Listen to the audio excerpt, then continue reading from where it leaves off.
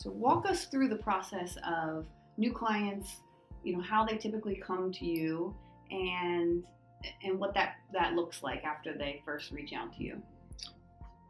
I think the important thing is that most people don't have the financial literacy. Mm-hmm.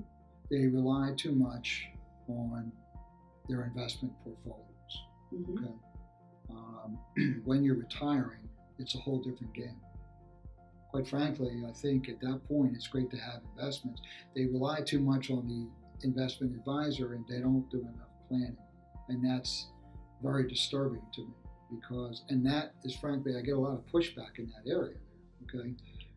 Now you mentioned something that I hadn't thought about before about maximizing Social Security. A lot of people just think I can retire, I'm eligible, right. But there's ways to strategize that right. so that you can really make that right. benefit right. go long term. So, right. and that goes to the financial literacy. Exactly. Mm-hmm. So basically what I try to encourage people to do is when I do the workshops, I actually try to encourage people to come in for a consultation from the workshop. Mm-hmm. Okay.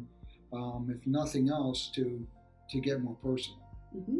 All right. So now we can talk about what your problem is, and maybe you, in that half-hour consultation or hour consultation, it allows me to open up, and look at your situation, which we can't do in a workshop form. Mm-hmm. Okay. And how long does that initial consultation usually take? Anywhere from 45 minutes to an hour. Get pro bono. Okay. So essentially what I'm trying to do is I usually have like a Social Security intake form. Mm-hmm. So I have them fill that out. And that's as simple as, I don't need any personal information. What I need is what your Social Security is at 62. Mm-hmm.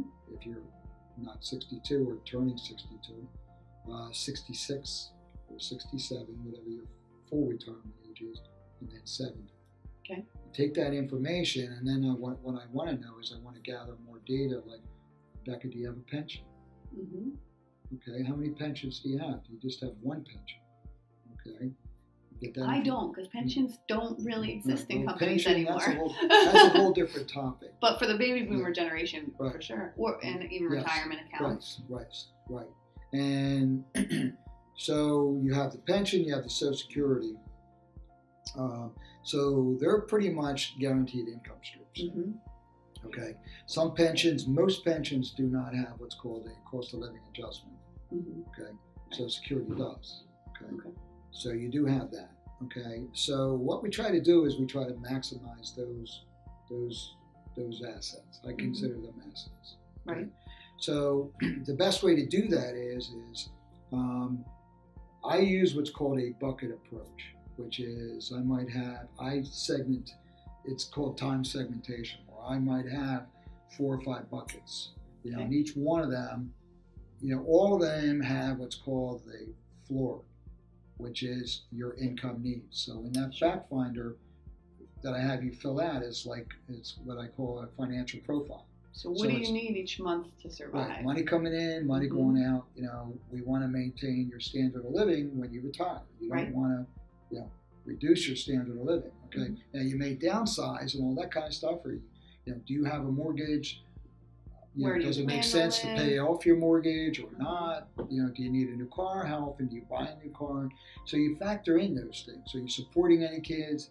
Do you have special needs situations in the home?